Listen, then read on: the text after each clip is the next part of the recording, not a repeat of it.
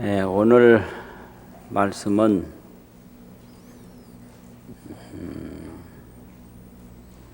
예경과 정견에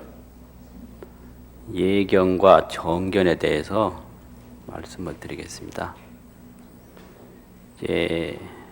예경이라고 하면 불자가 부처님의 교법을 신행을 하게 되면, 믿고 실행을 하게 되면 제일 첫 번째 시작하는 것이 예경입니다. 예경은 예배와 공경이라는 뜻이거든요.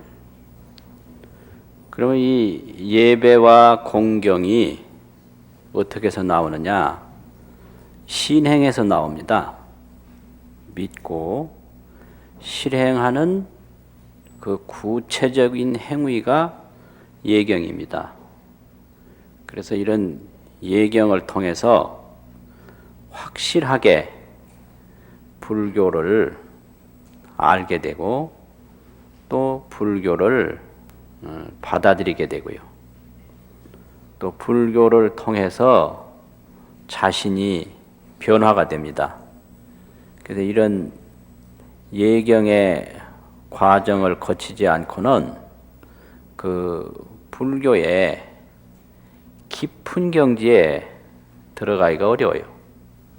그래서 예경이라는 과정이 있고, 그 다음에는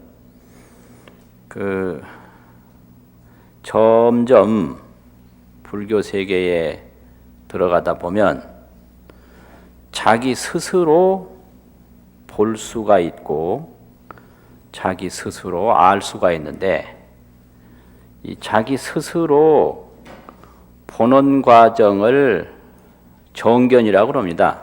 바르게 본다. 이래서 예경은 기본 입문이고, 이제 정견은 그 입문에서 더 깊이 들어간 그런 관계거든요. 그래서 이 정견의 세계, 바르게 본다 이 말이죠. 바르게 보는 세계까지 이제 들어가야 자기 문제가 해결된 것입니다. 그래서 정견을 얻지 못하면 자기 문제가 해결이 안 된 과정이죠. 그래서 이 경지를 깨달음이라고도 하고 해탈이라고도 하고 성불이라고 그러는데, 내용은 정견입니다. 바르게 보는 거예요. 바르게 보는 것이 깨달음입니다. 그래서 이러한 이제 경지에 들어가면 우리가 말하는 진리라는 말이라든지 무슨 생명이라는 말이라든지 마음이라는 말이라든지, 이게 전부 말은 거창한데 그 어떤 건지 못 보고 있거든요. 뭐가 마음이고 뭐가 진리고 뭐가 생명이냐, 이런 것을 보는 거, 그게 깨달음이죠. 직접 보는 거. 그럼 보고 나면은 어떻게 되느냐? 이제 새로운 세계를 봤기 때문에 보지 못했을 세계하고는 전혀 다르거든요. 그러면 보고 나면 다 끝나는 게 아니고, 본 다음에도 바르게 보지 못했을 때에 가졌던 생각들, 바르게 보지 못했을 때 가졌던 생각은 전부 번뇌입니다. 번뇌라는 게 뭐냐? 정견을 얻지 못했을 때 일으키는 생각이다 이 말이죠. 그래서 정견을 얻지 못했을 때의 견해는 망견인데, 망견에 의해서 이루어진 생각들은 전부 망상이에요. 본 자체가 허망하게 본 거기 때문에 허망한 데 근거해서 일어나는 생각은 전부 허망한 생각이거든요. 그래서 이런 망상을 번뇌라고 합니다.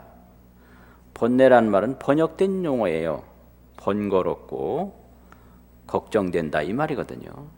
번거롭고 걱정된다는 말은 번뇌의 성격이 잠시도 가만히 있질 못합니다. 자꾸 동요를 해요. 이걸 번조라고 얘기를 하는데 번거롭고 조급해요. 그래서 이 세상에 어떠한 것도 정견으로 보면 번거로울 일도 없고 조급할 일도 없는데 이 번조심이 끊어지질 않는다 이 말이죠.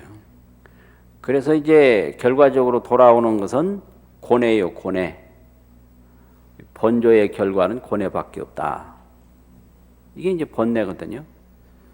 그럼 이 번뇌가 어디에서 생겼느냐? 전부 망견, 사견, 허망하게 보고 삿되게 본 데서 번뇌가 일어난 거기 때문에 이거를 망상이다 이렇게 얘기를 하거든요. 그래서 번뇌는 바로 망상이다. 망상은 망견에 의해서 이루어졌다. 이렇게 얘기를 하는데 이걸 더 강조하기 위해서 번뇌 망상 이렇게 얘기를 해요. 번뇌망. 그러면 번뇌하고 망상하고 다르냐? 번뇌는 번역된 용어고 망상은 중국에서 늘 하던 용어죠. 우리식으로 말하면 쓸데없는 걱정이다 이 말이죠. 번뇌가 다른 게 아니고 쓸데없는 걱정. 그럼 중생들은 전부 쓸데없는 걱정 평생 하다가 죽는다는 거예요. 쓸데없는 걱정. 근데 이런 것이 다 정견을 얻지 못했을 때 일어나는 모든 생각들인데 정견을 얻고 나면 어떻게 되느냐. 이 쓸데없는 걱정이 금방 없어지는 게 아니에요. 그래서 요 깨닫고 나서 요 번뇌 망상이 완전히 없어지는 기간이 있어요. 이게 이제 문제인 거예요. 그래서 이게 사람마다 다 달라요. 부처님도 틀림없이 이게 있었을 텐데 구체적으로 말은 없거든요. 부처님이 깨달으시고 며칠 만에 이 번뇌 망상이 완전히 없어졌는지 이런 건 없어요. 없는데 이제 깨닫고 3, 7일간 사유하셨다. 그 사유라는 게 어떤 의미인지 그건 부처님만 아시는 거죠. 사유. 그리고 사유를 하시고 뭐를 시작했느냐 하면 교화를 시작을 했거든요. 그래서 자기 문제 해결하고 중생 문제로 나아갈 때 사유 과정을 겪었다라는 거예요, 부처님이. 그래서 깨닫기 전에는 자기 문제를 위해서 노력을 했고 깨달은 후에는 삶의 목표가 중생 문제를 위해서 노력을 했다. 그러면 자기 문제에서 중생 문제로 넘어갈 때 다 요 과정이 있습니다. 사유 과정이 있어요. 금방 그래 출발하는 게 아닙니다. 그런데 요 깨달음에서 두 번째 과정이 이 망상심이 완전히 소멸되는 과정이거든요. 망상심이. 그래서 이게 이제 사람에 따라서 며칠 만에 망상심이 완전히 소멸될 수도 있고 어떤 분은 10년 이상 걸릴 수도 있고요. 이러한 그 자기 자신을 위해서 괴로워하고 걱정하는 근심 걱정이 완전히 사라지는 단계가 있는데 그 단계를 반야심경에서는 원리 전도 몽상 이렇게 설명을 했어요. 무괴획, 걸림이 전혀 없다. 그 걸린다는 게 화나는 거예요. 속상한 거예요. 무서운 거, 걱정되는 거. 그러면 원리 전도 몽상 모든 그 쓸데없는 걱정을 다 멀리 여인다 이거예요. 안 일으킨다라는 거죠. 멀리 여인다라는 거. 오늘 또 화를 냈다가 참았다가 내일 또 화냈다가 그건 멀리 여인 게 아니죠. 금방 요만큼 갖다 놨는데 다시 온다는 거예요 이게. 근데 멀리 여인다. 영영 못 올 곳으로 보내버린다. 그럼 멀리 여인 거거든요. 그것이 구경열반, 자기 문제를 해결한 극치죠. 그럼 그 이전에 뭐가 있어야 그러느냐? 조견 오온계공을 해야 돼요. 조견 오온계공. 오온이 다 공한 것을 봐야 원리 전도몽상이 됩니다, 이게. 그럼 공이라는 것은 불생불멸인데 그 불생불멸을 보았을 때 고통이 사라지게 된다. 그 고통이 사라지는 의미는 무서움도 사라지고 불만도 사라지고 근심 걱정까지 다 원리전도몽상까지 해야 되는 거거든요. 그러니까 첫 번째는 조견 오온계공을 해야 돼요. 우리 몸이 생사가 없다. 이게 조견 오온계공이거든요. 우리 몸이 삶과 죽이 없다라는 것을 그냥 보는 게 아니라 아주 깊이 있게 보는 거죠. 깊이 보는 거. 아주 참되게 보는 거. 이게 조견이거든요. 그래서 조견 다음에는 원리가 된다. 이상이 돼요. 모든 망상을 여인다. 조견과 이상까지 돼야 된다. 이거. 그래서 금강경에도 이 일체상 정명제불이라 일체상을 여의는 것을 부처라고 한다 이랬거든요. 그 일체상을 여의면 일체 망상을 여의는 건데 망상은 전부 아집에서 생기기 때문에 나에 대한 그 욕구, 집착은 욕구거든요. 나에 대한 욕구로 걱정이 생기는 거지 나에 대한 욕구가 없으면 걱정은 사라져버려요. 그럼 나에 대한 욕구는 내가 불생불멸이라는 걸 못 보는 데서 생긴 거예요. 그래서 조견 오온계공과 원리전도몽상까지 했을 때 그게 이제 정견의 세계입니다. 정견. 그럼 그게 그냥 되느냐? 처음에 그게 아니고 가피를 입어야 돼요. 가피. 가피라고 하는 것은 가중시킨다고 하는 더할 가짜고 입혀준다고 하는 입을 피자가 있거든요. 그래서 작은 힘을 크게 보태주는 거. 보태주는 거죠. 또 입혀주는 거. 그게 이제 가피인데 가피를 입었을 때 그 정견을 얻을 수 있는 힘이 생기는 거예요. 그럼 가피는 어떻게 해서 입느냐? 그게 바로 예경입니다. 가피는 예경을 통해서 얻게 됩니다.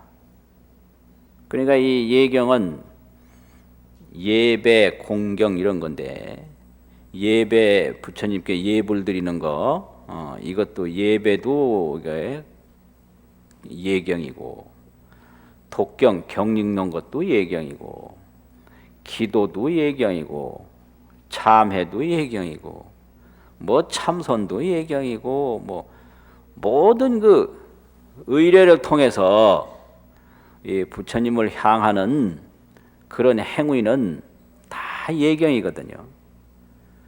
그럼 이런 예경을 통해서 내가 더 향상을 하게 되죠. 더 위로 올라갈 수가 있어요.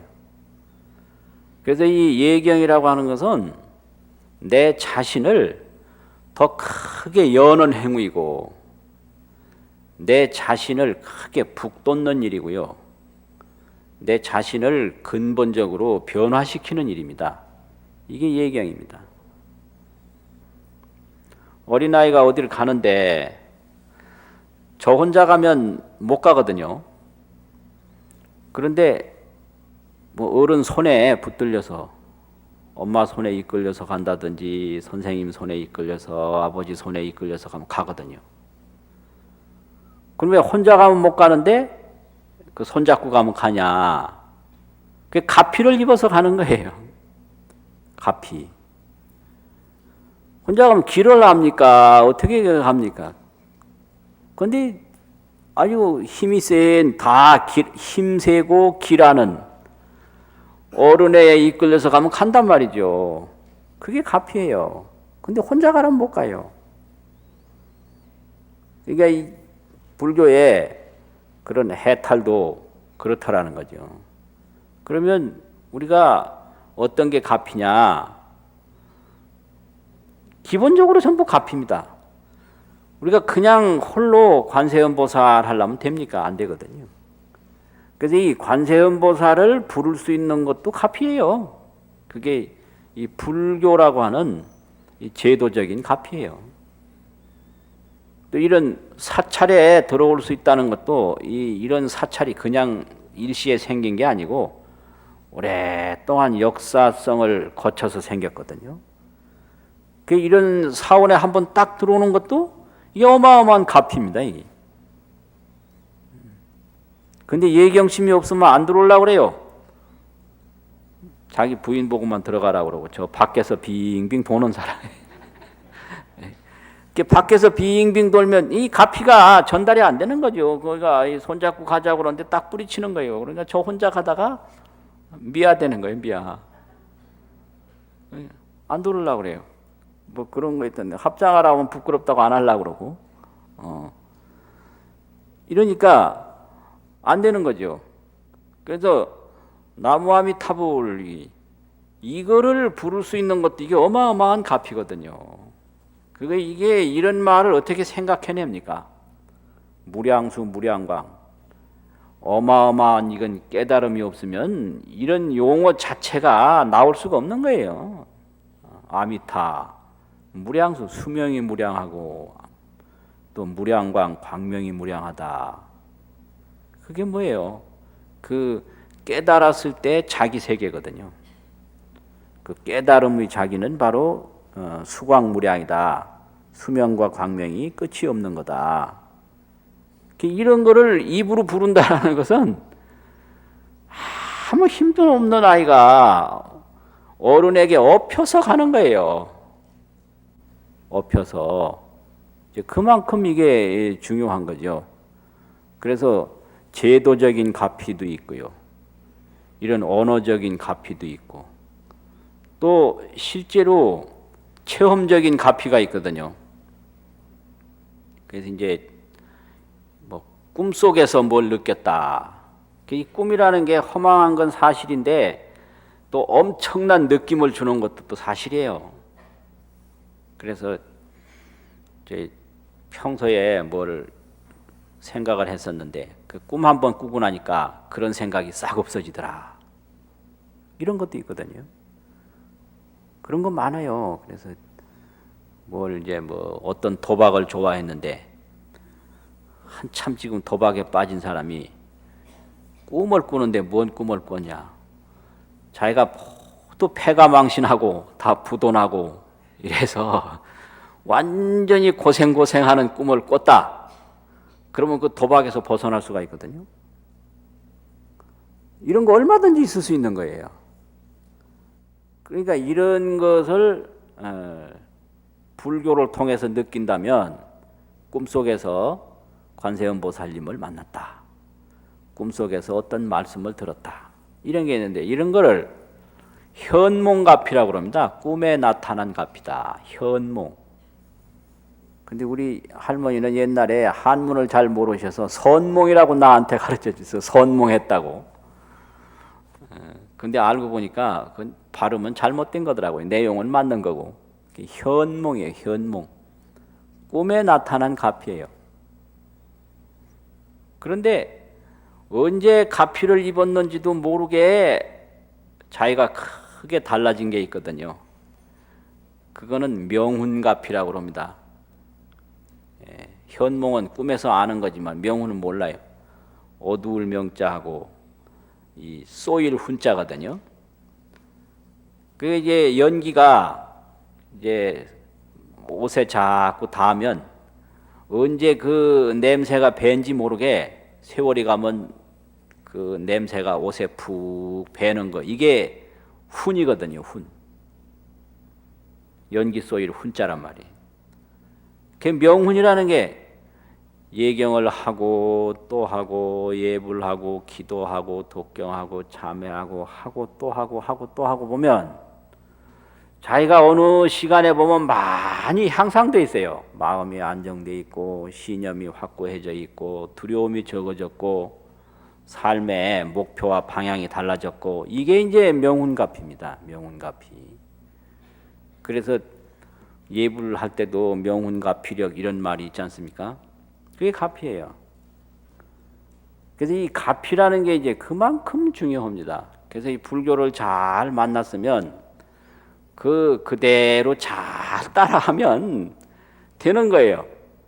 근데 이걸 하다가 또 요동을 치고 딴 생각하고 하다가 요동을 치고 딴 생각하고 이래서 문제가 돼요. 그 전에도 한번 제가 말씀드렸죠. 이 비행기를 타고 가다 보면 사람만 타는 게 아니고 파리도 비행기를 타는데 이 비행기 탄 파리가 그 얼마나 다행한 일입니까? 파리가 제가 혼자 날아가면 하루 종일 날아가 봤댔지 얼마나 날아가겠어요. 그런데 김포공항에 있는 파리가 부산 가는 비행기 한번 딱 타면 뭐 한 4, 50분이면 김해공항에 간단 말이에요. 그렇잖아요. 그거 얼마나 중요한 거예요. 그래서 얌전하게 비행기만 타고 있으면 가는데요. 근데 여기서 이제 안타까운 게 뭐냐면 파리가 두 가지 일을 잘 못하게 돼요. 하나는 그렇게 중요한 비행기를 탔으면서도 스스로 비행기 타고 있는 줄을 모른다는 사실이죠. 이게 아주 중요한 문제거든요. 우리가 이 관세음보살을 부를 수 있는 거, 아미타불을 부를 수 있는 거, 이 부처님을 향해서 예배할 수 있는 게 엄청난 인연인데 이걸 스스로 못 느낀다라는 거예요. 그러니까 파리가 비행기 탔으면 뭐예요? 비행기 탄 줄 모르니까 불안하긴 마찬가지예요. 그래서 이 파리가 왔다 갔다 가만히 안 있고 남의 머리에도 앉고 남의 콧등에 잘못 앉았다가 화닥닥 얻어맞아서 죽어요. 잘못. 그러니까 그런 그 중요한 비행기를 탔으면 가만히 있어야 돼요. 지가 날아가서 부산 갈 수는 도저히 없는 거거든요. 그렇잖아요. 그러니까 지가 날아가서 도저히 부산 못 가니까 가만히 뭐 선반 위에 앉아 있든지 의자에 어느 속에 앉아 있든지 얌전히만 1시간만 있으면 간다. 그래서 우리가 이 불교를 만났으면 얌전하게 해야 돼요. 항상 예배하고 공경하고 독경하고 이렇게 하면 금방 되거든요. 근데 자꾸 자기가 뭘 하려고 애를 쓰는 거예요. 자기가 뭘 하려고. 파리가 지가 날아가서 가려고. 그게 안 되는 거거든요. 그래서 하여튼 경전의 힘을 잊고 기도의 힘을 잊고 부처님의 그 지혜의 힘을 입고 이 가피를 입어야 되는데 자꾸 이 가피 이런 거를 모르고 스스로 뭘 해보려고 스스로 자꾸 견해를 내고 그러니까 이게 근본을 보지 못하고 하는 생각은 무슨 생각을 해도 망상이거든요.